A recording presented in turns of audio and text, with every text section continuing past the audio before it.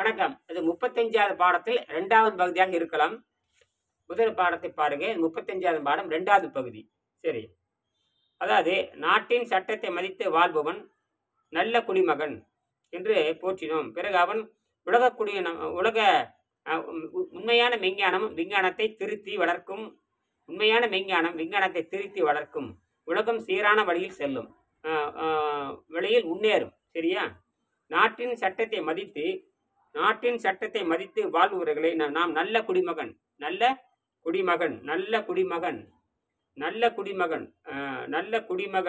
Citizen என்று போற்றினோம். பிறகு அவன் உலக குடிமகனாக மாற வேண்டும். Citizen of the world. சிட்டிசன்கிறோம் and citizen of the world. முதல்ல அந்த ஊருக்கு நல்லவனாக இருக்க வேண்டும். பிறகு உலகத்துக்கு நல்லவனாக இருக்க வேண்டும். இதுதான் விஷயமே. வாழ வேண்டும் என்று விரும்பினோம். நம் தற்போதைய தேவை அண்டங்களை அனுசரித்து வாழ வேண்டிய குடிமகன், சிட்டிசன் ஆஃப் த யூனிவர்ஸ். அந்த வழியில் படிப்பு முன்னேற வேண்டும்.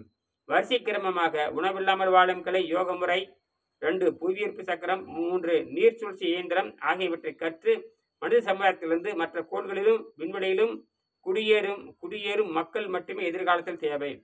கீழ்கண்ட வழியில் முயற்சி இருக்கலாம். பசித்திரு தனித்திரு விழித்திரு. பதவி என்ற வள்ளலார் அறிவுரையில் தனித்திரு என்பது மிக மிக முக்கியம். இவ்வகையில் யோகிகள் வாழ்ந்தார்கள்.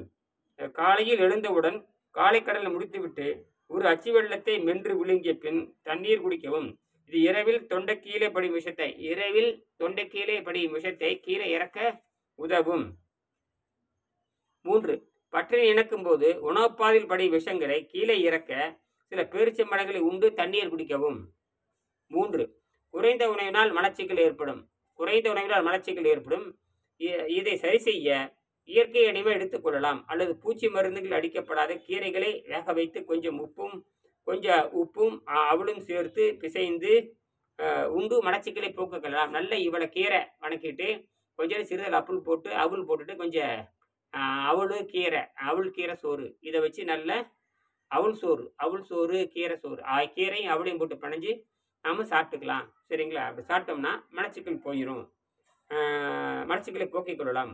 உடல் இழைத்து கொண்டே வரும். உள்ளே சேர்ந்த விஷங்கள் வெளியேறும். உடலின் ஆரோக்கியம் உடலின் பலத்தை விட அவசியமானது என்பதை அனைவரும் உணர வேண்டும். வரிசை கிரமமாக நீர் உணவுக்கும் காற்று உணவுக்கும் மாற முடியும். இதுவே அற்புதகாச வள்ளலார் கூறிய மரணமல்லா பெருவாழ்வு. இந்த உண்மையை பொறிவாயில் ஐந்தவித்தான் பொய்தியர் ஒழுக்க நெர்நின்றார் நீடு வாழ்வார்னார். பொறிவாயில் ஐந்தவித்தான் பொய்தியர் ஒழுக்க நெர்நின்றார் நீடு வாழ்வார் என்று திருக்குறளுடன் ஒப்பு நோக்குவோம். மேலும் விஞ்ஞான நூல்கள் அண்டத்தில் universe 10 to the power of 2 1 என்ற எண்ணுக்கு பின் 22 பூஜ்ஜியங்கள் நட்சத்திரங்கள் உண்டான என்று கூறுகின்றன. இதில் நமது சூரியன் ஒரு நட்சத்திரம். இது தவிர சுமார் 32 கருஞ்சுழிகள் பிளாக் ஹோல் இருப்பதாக நம்பப்படுகிறது. விஞ்ஞானிகள் நம்புறாங்க. 32 பிளாக் ஹோல் இருக்கிறதாக சொல்றாங்க. இந்த சூரியனை சுற்றி சூரியன் யூனிவர்ஸ், சன் யூனிவர்ஸ்ல இருக்கிறதாக சொல்றாங்க. Universe 10 to the power of 20 இந்த யூனிவர்ஸ்ல இவ்வளவு கருஞ்சுழி இருக்கிறதாக நம்புகிறார்கள், இருப்பதாக நம்பப்படுகிறது. என்னுடைய எண்ணப்படி நம் அண்டத்தின் ஒரு புறம் விரிவும் மறுபுறம் அழிவும் நடந்து கொண்டே இருக்கிறது. ஒரு பக்கம் விரிவு நடந்துட்டு இருக்குது, ஒரு பக்கம் அழிவு நடந்துட்டு இருக்குது. ஒரு பக்கம் பிளாக் ஹோல் எல்லாத்தையும் பிடிச்சி சாப்பிட்டு இருக்குது, ஒரு பக்கம் விரிவு நடந்துகிட்டு இருக்குது. அப்ப விரிவும் சுருக்கம் நடந்து கொண்டு இருக்கின்றன. நாம் அழிவு நெருங்கினால் நாம் விரிவை நோக்கி செல்ல வேண்டும். நம்ம அழிவு நெருங்குச்சுன்னா நம்ம விரிவு நோக்கி சொல்லும் பொழுது, சுருக்கம் வருகின்ற பொழுது பெருக்கத்தை நோக்கி செல்ல வேண்டும். சுருக்கம் வந்தால் பெருக்கத்தை நோக்கி செல்ல வேண்டும். ஏழாம் அறிவை அடைந்த மனிதன் அழிவதில்லை. நாம் செய்யும் தொழில்களில் எத்தனை தொழில்கள் தேவையானவை, எத்தனை தொழில்கள் தேவையற்றவை என்பதை யோசித்து உணர வேண்டும். இதுவே மேலான கல்வியாகும். 7ஆம் அறிவை அடைந்த மனிதன் அழிவதில்லை. நாம் செய்யும் தொழில்களில் எத்தனை தொழில்கள் தேவையானவை, எத்தனை தொழில்கள் தேவையற்றவை என்பதை நாம் யோசித்து உணர வேண்டும். இதுவே மேலான